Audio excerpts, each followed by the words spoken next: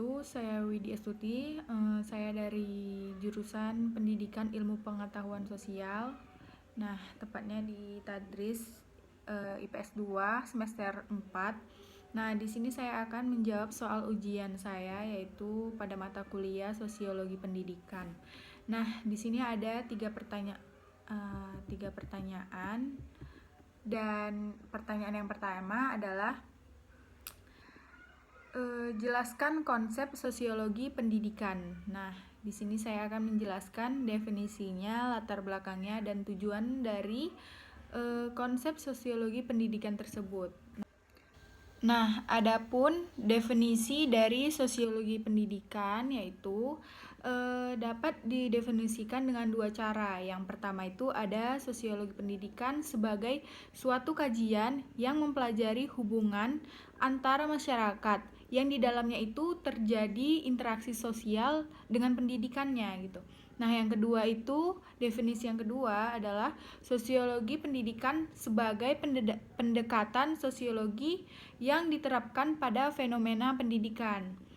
Nah, baiklah, di sini saya akan menjelaskan tentang latar belakang sosiologi pendidikan. Pada awalnya, sosiologi itu berkembang sesuai dengan objek dan tujuannya yang sendiri.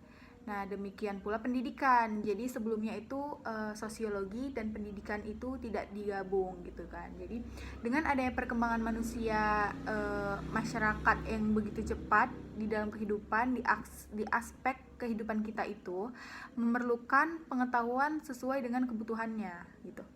Jadi sosiologi tidak dapat memenuhi kebutuhan masyarakat. Demikian pula pendidikan. Perkembangan masyarakat yang begitu kompleks memerlukan ilmu pengetahuan yang kompleks pula. Salah satunya, digabunglah sosiologi pendidikan ini. Dalam dunia pendidikan, senantiasa memerlukan ilmu-ilmu yang lain yang dapat mendukung menunjangnya perkembangan pendidikan, diantaranya sosiologi. Jadi, sesuai dengan subjek dan objek pendidikan, yaitu manusia, maka secara langsung pendidikan membahas tentang perilaku manusia, sehingga bisa menjadi manusia yang baik sebagai makhluk sosial dan makhluk individual. Pendidikan memerlukan ilmu psikologi, tetapi sebagai makhluk sosial, pendidikan memerlukan ilmu sosial juga. Sosiologi ini dipahami sebagai ilmu tentang masyarakat. Nah, selanjutnya di sini saya akan menjelaskan apa saja sih tujuan dari sosiologi pendidikan tersebut.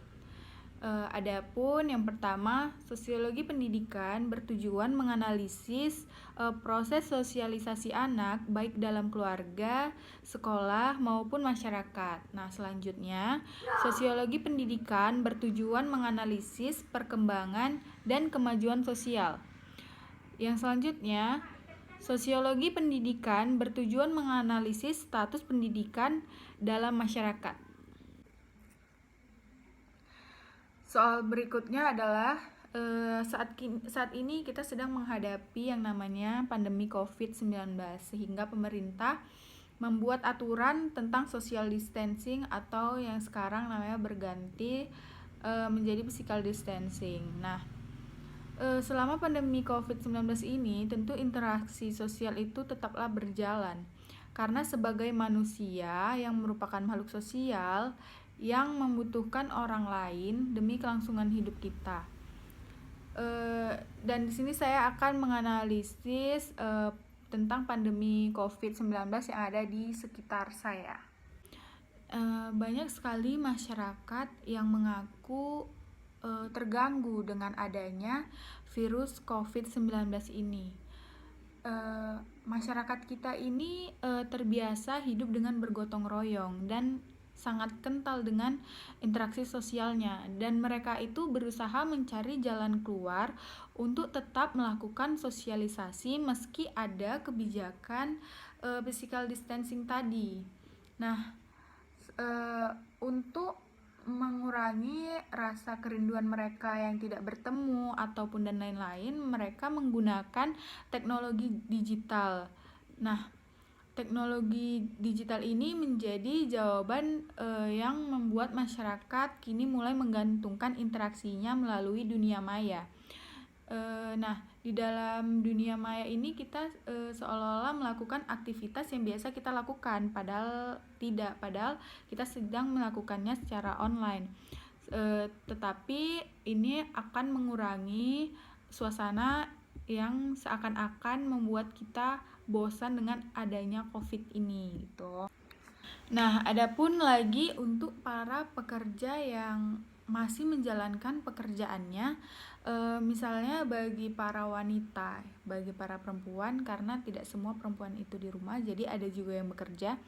Nah, ternyata tidak mudah menjalankan WFH ini, malah justru lebih melelahkan dibandingkan bekerja di kantor, karena perempuan ini harus mengurus kebutuhan rumah, menjaga anak, sekaligus melakukan pekerjaannya yang secara online tadi gitu.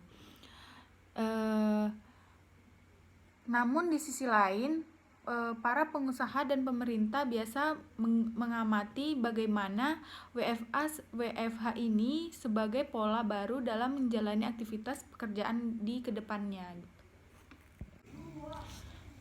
Di sini saya akan menjawab pertanyaan 3B. Yang pertanyaannya itu, kelas sebagai sistem sosial dan interaksi sosial yang dilakukan melalui online atau daring.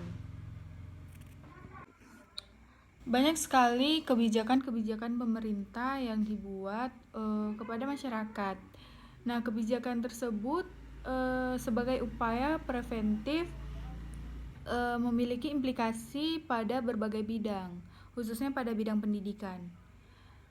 Dengan adanya kebijakan pembatasan pergerakan setiap orang di luar rumah dan berkumpul dalam jumlah yang banyak, tentu berpotensi memicu perubahan pada strategi dan metode pembelajaran di kelas. Tidak ada lagi pembelajaran di kelas untuk saat ini hingga beberapa waktu ke depan yang belum bisa dipastikan kapan akan dimulai kembali. Sekolah-sekolah mulai dari tingkat PAUD, TK, SD, SMP, SMA maupun perguruan tinggi diliburkan. Begitu juga dengan Nah, keadaan ini seolah-olah memaksa kita untuk melakukan interaksi secara digital, untuk menyapa peserta didik dan memberi materi serta tugas yang harus mereka lakukan di rumah. Sungguh ini suatu hal yang menarik untuk dipraktikkan sebenarnya. Walau pada dasarnya pembelajaran secara digital ataupun daring yang berbasis IT sudah ada sebelumnya dan cukup tren di dunia pendidikan kita. Akan tetapi masih banyak guru yang belum begitu memahami metodenya apalagi mempraktikkannya.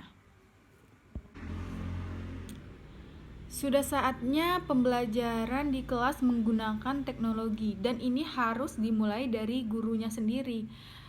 Jangan minta siswa untuk menguasai teknologi, tetapi gurunya tidak mengerti tentang teknologi juga. Transformasi guru sebagai pergerakan perubahan harus mengikuti perkembangan teknologi.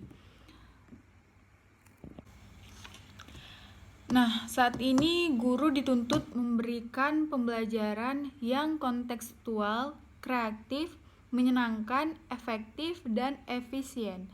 Jika guru tidak berupaya untuk mengupdate kemampuannya sesuai dengan tuntutan zaman, maka jangan heran kalau para siswanya akan meninggalkannya. Bisa jadi hanya akan jadi guru zaman old atau zaman dulu yang ketika di kelas tidak bisa membawa para siswanya dalam suasana pembelajaran yang kondusif. Pertanyaan selanjutnya yaitu 3B tentang teori ruang kelas di mana melakukan atau menggunakan pendekatan lainnya. Nah, di sini saya akan menjelaskan pembelajaran secara online atau daring selama pandemi COVID ini. Nah, dosen ini menggunakan pendekatan yang mana di dalam teori ruang kelas?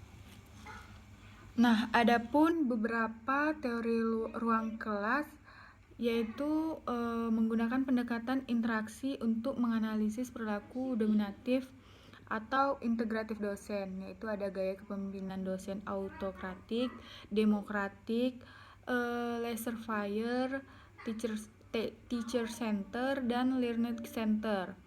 Nah, pada teori ruang kelas ini biasanya dosen itu adanya melakukan pendekatan perilaku dominatif. Nah, perilaku dominatif ini biasanya memposisikan murid yang tidak tahu apa-apa atau perlu adanya bimbingan dari dosen, tetapi dosen biasanya tidak secermat ataupun sepeduli waktu kita kuliah secara tatap muka. Nah, di mana adapun mahasiswa yang ingin bertanya tetapi dibatasi, adapun mahasiswa yang ingin mendengarkan penjelasan lebih tetapi waktu dan jaringan juga terbatasi.